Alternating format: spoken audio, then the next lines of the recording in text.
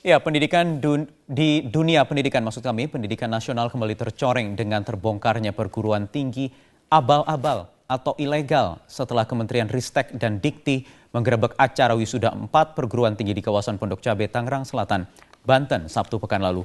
Ribuan mahasiswa terkecoh saat mengetahui acara wisuda mereka tidak memiliki izin. Bahkan sebagian di antaranya mengikuti wisuda tanpa mengikuti proses perkuliahan.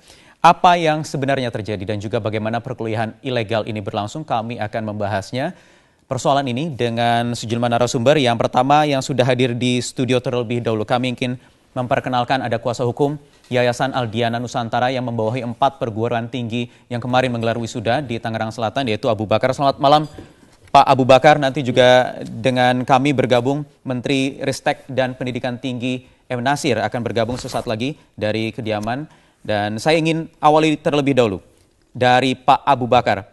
Pak Abu Bakar, ini sekolah klien Anda atau Yayasan Aldiana Nusantara ini diduga abal-abal atau ilegal. Bagaimana sebenarnya?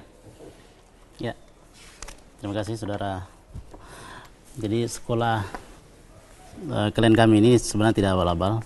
Sekolah ini didirikan berdasarkan keputusan Menteri ya. Ada SK Pendirian, Keputusan Menteri Pendidikan Nasional Republik Indonesia nomor 46/D/O tahun 2003 ya, tentang pemberian izin penyelenggaraan program-program studi di pendirian dan pendirian sekolah tinggi teknologi telematika diselenggarakan oleh Yayasan Aldiana Nusantara ya.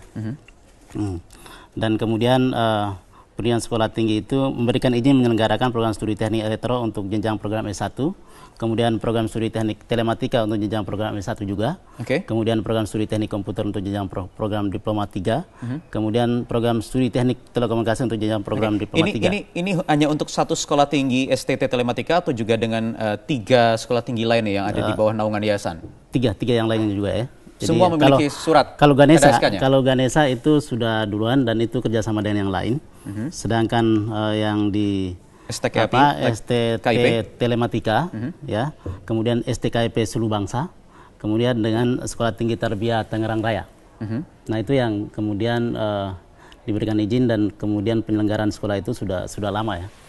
Sudah ada SK-nya untuk keempat kampus ini, sekolah tinggi yang di bawah Yayasan Aldiana Nusantara. Artinya kalau dikatakan ilegal, salah? Tidak benar ya. Jadi kalau menyatakan sebagai sekolah yang ilegal, itu pernyataan atau statement yang terlalu dini, sangat tidak berdasar, dan karena itu kami memperingatkan atau memberikan somasi kepada semua pihak, semua pihak, agar untuk tidak memberikan statement yang tanpa dasar.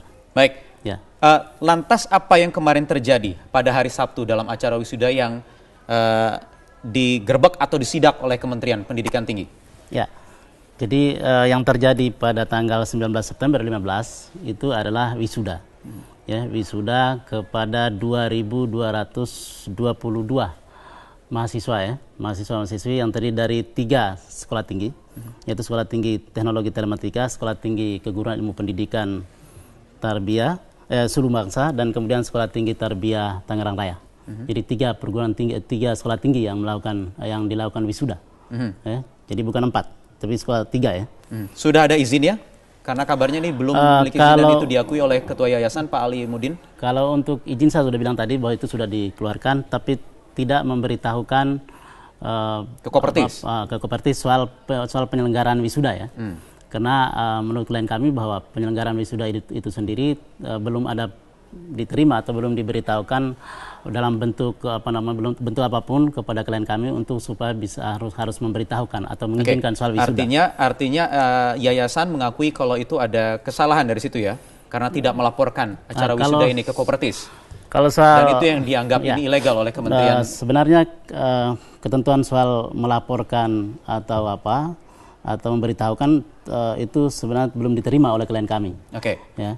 Dalam bentuk apa untuk wisuda itu harus ada pemberitahuan atau ada izin dari Kopertis, itu belum ada diterima oleh klien kami. Karena itu klien kami tidak harus memberikan izin atau pemberitahuan. Karena klien kami juga bukan baru sekarang untuk melakukan wisuda, tetapi sudah 3 angkatan untuk melakukan wisuda ya. Oke, tetapi pihak yayasan juga sudah berjanji membuat kesepakatan, kabarnya ada 3 poin, diantaranya sepakat untuk berjanji tidak akan membagikan ijazahnya kepada para wisudawan, kemudian ada juga soal pengembalian uang, soal perkuliahan, aktivitas perkuliahan jarak jauh, itu bagaimana?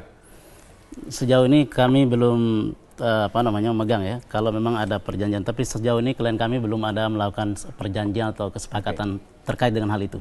Karena sampai sejauh ini penyelenggaraan pendidikan masih berjalan dengan baik dan tidak ada untuk perjanjian soal pengembalian atau selanjutnya. Baik, ini dari sisi yayasan begitu, diwakili oleh kuasa hukum dari yayasan. Saya ingin menanya langsung dengan mahasiswa yang bersekolah di salah satu sekolah tinggi yang berada di bawah Yan. Ada Zulfikar yang bergabung dari kampus di Tangerang Selatan. Selamat malam, Zulfikar. Selamat malam, Pak. Iya, Zulfikar, Anda ini mahasiswa sudah berapa tahun di sana dan mengambil jurusan apa di Sekolah Tinggi Keguruan dan Ilmu Pendidikan Suluh Bangsa? Alhamdulillah 2 tahun, saya semester 4 sekarang.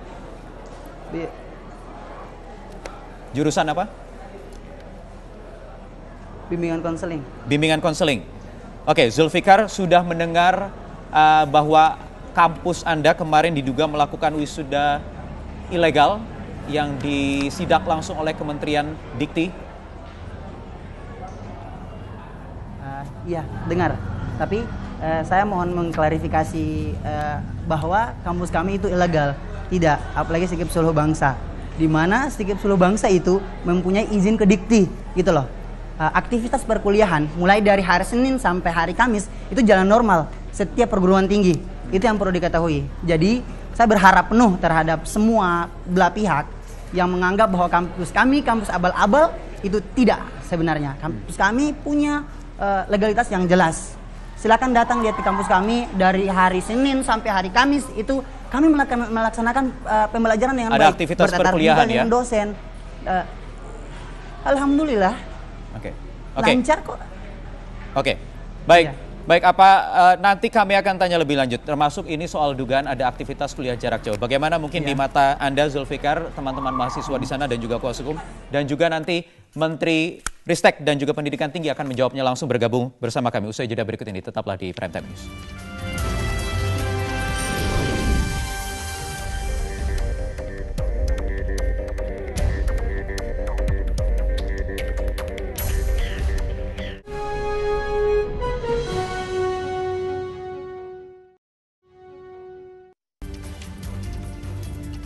Ya, kita kembali lanjutkan perbincangan. Saya ingin langsung menyapa Menteri Riset Teknologi dan Pendidikan Tinggi M. Nasir yang bergabung dari luar studio. Selamat malam, Pak Nasir. Selamat malam, Mas Wahyu. Malam, Bapak. Saya ingin langsung tanyakan ke Anda, Pak Nasir, terkait kemarin sidak di Tangerang Selatan. Ada aktivitas wisuda ilegal.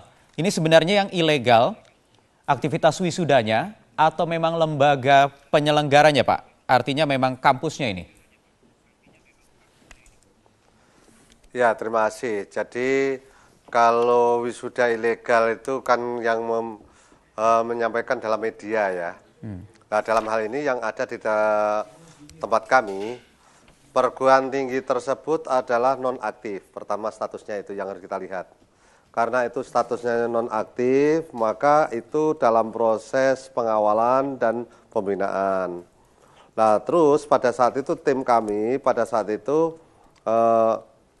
ada tim dari Ristek Dikti yang mencoba melakukan konfirmasi. Pada saat itu beliau berada di UTCC. Nah, pada saat itu ketemu dengan pengelola itu Pak Ali Mudin atau siapa itu namanya. Ya. Nah, setelah ketemu dia diskusi. Diajak bicara, mahasiswa yang ada itu dari mana saja, dari 3 kampus yang dilakukan pelaksanaan. Nah, ini mahasiswa kok ada yang dari Garut, ada yang dari Sulawesi, ada yang di Maluku, ada yang dari Papua, itu bagaimana gitu, statusnya bagaimana? mahasiswanya. Lah itu yang pada saat itu diskusi yang belum bisa diselesaikan. Sehingga tim kami menyatakan kalau gitu nanti kita akan tindak lanjuti proses berikutnya. Nah, dengan hal ini, dengan proses lebih lanjut, kami ingin mengidentifikasikan permasalahan-permasalahan apa yang muncul di dalamnya. Tim saya untuk melakukan investigasi lebih jauh, yaitu membuktikan terhadap mahasiswa-mahasiswa tersebut apakah ada di dalam pangkalan data. Itu yang penting. Pertama itu yang harus kita cek. Ini masih dalam proses investigasi Pak Nasir ya? Garut. Ya, kami masih dalam proses investigasi. Baru laporan masuk pada saya. Kemarin memang ada laporan pada saat itu. Jangan kita pokoknya kita cek datang ke lokasi. Wong itu nggak dibubarkan, nggak apa. Kalau sidak itu pasti kalau itu dibubarkan kan itu kan kami ini tidak ada ya. Oke. Tetapi Pak Nasir tadi Anda katakan ada. Status kampus yang menggelar wisuda kemarin ini statusnya nonaktif. Ini maksudnya nonaktif ini bagaimana Pak? Ya. Nah, nonaktif ini bagaimana maksudnya? Apakah juga tidak diperkenankan untuk menggelar wisuda karena statusnya ini? Ya, dengan nonaktif itu yang harus kita perhatikan adalah ada beberapa unsur. Pertama, penerimaan mahasiswa baru jelas tidak boleh kalau status nonaktif.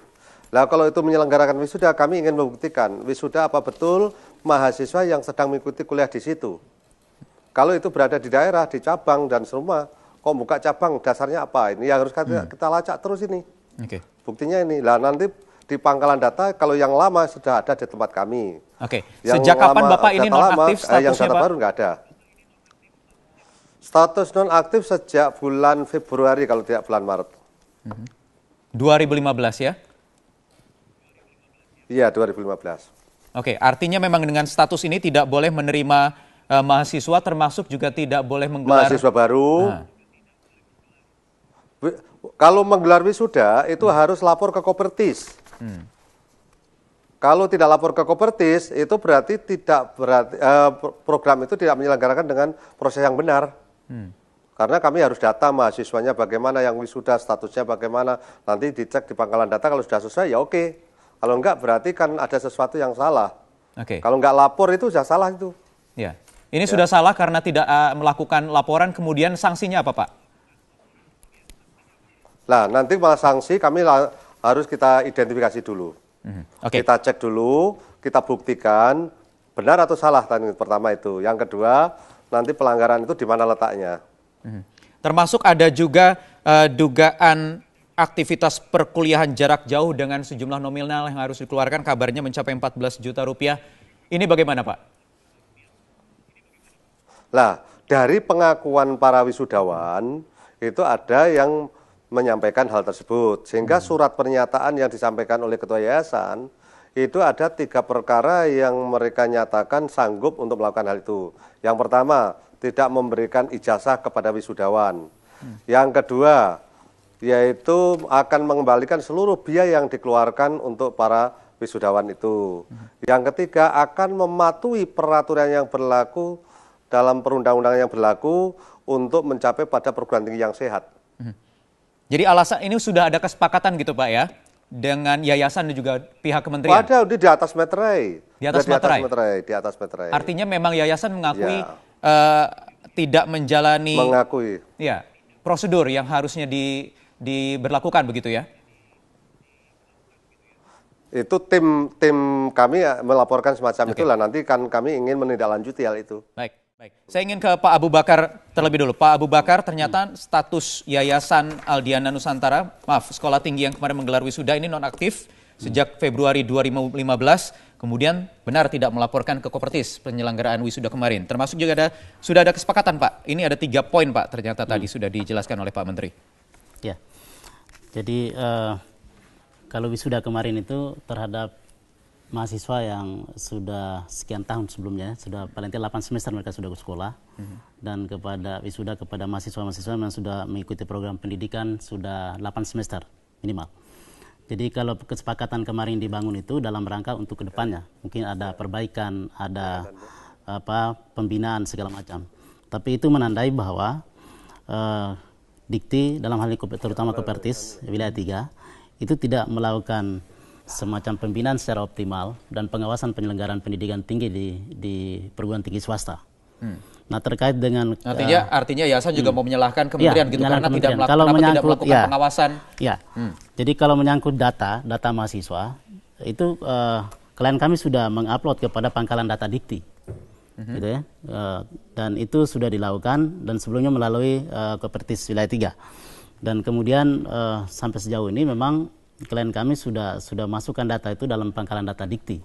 Karena itu tidak ada alasan kemudian menyatakan bahwa wisuda mahasiswi pada tanggal 19 September 2015 itu menjadi satu yang ilegal. Tetapi itu sudah memenuhi standar pendidikan tinggi. Ya. Walaupun belum ada izin katanya melaporkan ke Kopertis. Kalau soal izin terhadap penyelenggaraan wisuda itu sendiri sebenarnya itu kan suatu yang sifatnya seremonial belaka yang memang penyelenggaraan wisuda itu kan semacam pelepasan ya. Baik. Pengukuhan sebagai tapi dia sudah memperoleh sarjana terhitung dari sejak dia di judisium. Jadi wisuda bukan satu yang mutlak, satu yang strategis, tetapi itu hanya satu kebutuhan untuk semacam seremonial untuk pelepasan. Prosedur tadi sudah ditaati, dipenuhi, upload data ke Kopertis, Anda justru menyalahkan atau mempertanyakan fungsi pengawasan dari kementerian. Pembinaan dan pengawasan dari Kopertis seperti apa? Pak Nasir, mungkin Anda bisa menjawabnya, Pak, karena ini sebenarnya bagaimana fungsi atau peran dari kementerian atau dari Kopertis mengenai pengawasan atau bimbingan terhadap kampus-kampus ini, Pak? Ya, terima kasih.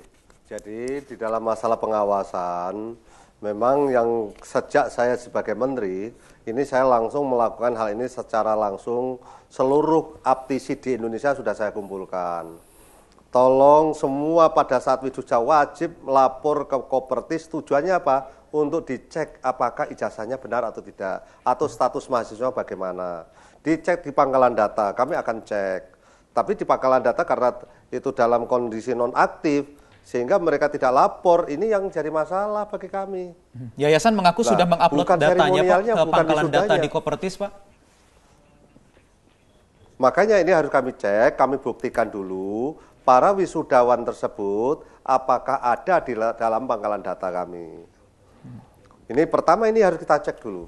Pertama harus kita cek apakah di dalam pangkalan data benar atau tidak, itu pertama. Yang kedua dalam proses pembelajarannya, ini yang dari wisudawan yang pernah diwawancari oleh tim kami, ada yang hanya 18 bulan bisa lulus. Itu kan masalah. S1 kalau 18 apa ada itu. Nah ini yang kita cek. Maka benar dan istilahnya kami harus bentuk tim investigasi ke lapangan nanti. Oke. Pak Nasir, kami juga hadir bersama kami melalui kampus di STKIP Suluh Bangsa. Ada rekan mahasiswa Zulfikar yang ini juga secara tidak langsung menjadi korban begitu, dirugikan karena ada sorotan media, kemudian dikabarkan kampusnya menggelar aktivitas ilegal. Padahal pengakuan ini sebenarnya ada, Pak, aktivitas belajar mengajar di kampus. Bagaimana tanggapan Bapak? Lah, inilah yang di dalam hal ini kemarin tim kami tidak pernah melaporkan wisuda ilegal ya. Hanya ada pada saat itu wisuda dilakukan oleh perguruan tinggi yang dalam kondisi nonaktif, yang dalam masih tahap pengawasan dan seterusnya. Nah oleh karena itu ini kemarin tidak lapor ke Kopertis itu kan dugaan awal. Nah mengapa kok tidak lapor gitu loh? Bukan seremonial ya. Lapor itu adalah untuk mendeteksi adalah apakah mahasiswa tersebut ada dalam pangkalan data, dalam proses mengikuti pembelajaran yang baik, ya udah kalau itu ada. Nah ini yang harus tim investigasi harus turun ke lapangan kami nanti. Ya. Nanti kemudian akan diskusi lebih banyak pada yayasan maupun rektornya atau direkturnya. Kemudian, baik, saya ingin menyapa Zulfikar kembali, mahasiswa dari STKIP Suluh Bangsa. Zulfikar. Iya Pak. Ya, Zulfikar, Anda juga mengetahui apakah memang ada aktivitas kuliah jarak jauh dengan sejumlah nominal yang harus dikeluarkan oleh mahasiswa? Anda mengetahui program itu di kampus Anda? Untuk kami saat ini baru ketahui ketika kemudian mengangkat bahwa ternyata di kampus ada katanya ada kelas jauh. Tapi untuk dari pertama kali saya masuk di 2013 sampai saat ini perkuliahan, saya nggak pernah tahu bahwa adanya kelas jauh. Ada uang 15 juta dan sebagainya yang diangkat oleh media. Itulah yang kemudian ini. Ya, tidak pernah mendengar sekali ada program-program tersebut. Termasuk juga kabarnya ada beasiswa, kemudian juga ya. Ya, Kalau kemudian beasiswa tetap ada. Bahkan yang tadi disebutkan dari Sulawesi, dari Maluku, tidak hanya itu, bahkan dari Ternate, Maluku Utara, Ambon, Sulawesi, dan semua Indonesia, seluruh Indonesia di sini. Anda sendiri dari mana, Zulfikar? Tapi mereka kuliah, kenapa? Ya, Zulfikar dari mana? Anda sendiri dari mana? Dari Ternate, Maluku Dari Utara. Ternate, dan juga banyak mahasiswa lain yang datang dari luar Kami, Pulau Jawa, iya. begitu ya? Iya, alhamdulillah. Tapi perkuliahan tetap di Tetap kampus kami. Oke-oke saja, kami tatap muka dengan dosen seperti halnya seperti kampus-kampus lain. Makanya saya kemudian menyesali ini loh, kenapa masyarakat, kenapa ada pihak-pihak tertentu yang mengatakan kampus saya ilegal, kampus saya abal-abal dan lain sebagainya, gitu loh. Padahal kalaupun bisa, saudara-saudara sekalian yang mengatakan kampus saya ilegal, tolong datang. Hari Senin, Selasa, Rabu sampai Kamis kami melakukan perkuliahan. Baik. Mohon maaf, kami dari semua dari timur seluruh Indonesia terkumpul Baik. di sini. Baik. Akan Baik, tetapi Zulfikar. kami kuliah, Ya. bukan kuliahnya di tempat kami. Lain lagi, Pak. Oke, baik Pak Nasir, ternyata ini tidak diketuai oleh teman-teman mahasiswa, terutama di STKIP Sulu Bangsa. Ada kabar katanya aktivitas perkuliahan jarak jauh, kemudian ada uang 15 juta yang menjadi butir-butir kesepakatan kemarin antara kementerian dan juga yayasan. Ini bagaimana Pak Nasir sebenarnya ini? Ya, terima kasih. Terima kasih. Jadi kalau mahasiswa ditanya tentang apakah ada mahasiswa dari jarak jauh, saya yakin nggak tahu. Saya yakin yang tahu adalah institusinya. Yang institusi itu adalah mungkin pertama rektornya, yayasan, pengelolanya lah yang pasti tahu. Nah inilah yang nanti harus kita diskusikan. Nanti dalam investigasi nanti tim kami akan turun lagi. Setelah kemarin ada dugaan itu tidak melapor, lah inilah yang harus kami tindak lanjuti supaya nanti kita menunjukkan pada masyarakat. Kalau masyarakat dan mahasiswa yang dalam hal ini tidak terlibat, ini kami akan jamin ijazahnya adalah benar. Baik, Tapi Pak Nasir, kalau mohon maaf penyelenggaranya melakukan hal yang tidak benar. Pak Nasir, mohon maaf saya potong, tapi sebenarnya program perkuliahan jarak jauh ini sebenarnya diperbolehkan atau tidak? Bagaimana izinnya, misalnya digelar atau ingin diselenggarakan oleh pihak kampus? Perguruan tinggi yang boleh menyelenggarakan jarak jauh hanya satu yang sudah sesuai dengan aturan yang telah mendapatkan izin, yaitu universitas terbuka. Lainnya sampai sekarang belum ada izin. Sampai sekarang belum ada. Apalagi membuka kelas jarak jauh. Ini yang penting. Baik, kita nantikan kalau begitu Pak investigasinya oleh kementerian. Berapa lama kira-kira dibutuhkan waktu Pak? Oke, terima kasih. Nah, kami melibatkan dalam hal ini 1 minggu, sampai karena ini ada lebaran, mungkin setelah lebaran baru kita lakukan. Baik, terima kasih Menteri Ristek dan Dikti M. Nasir atas waktunya di Prime Time News. Pak Abu Bakar, terima kasih, mohon maaf waktu kita juga terbatas. Kuasa hukum dari Yayasan Aldiana Nusantara dan juga Zulfikar, mahasiswa dari STKIP Sulu Bangsa atas waktunya di Prime Time News.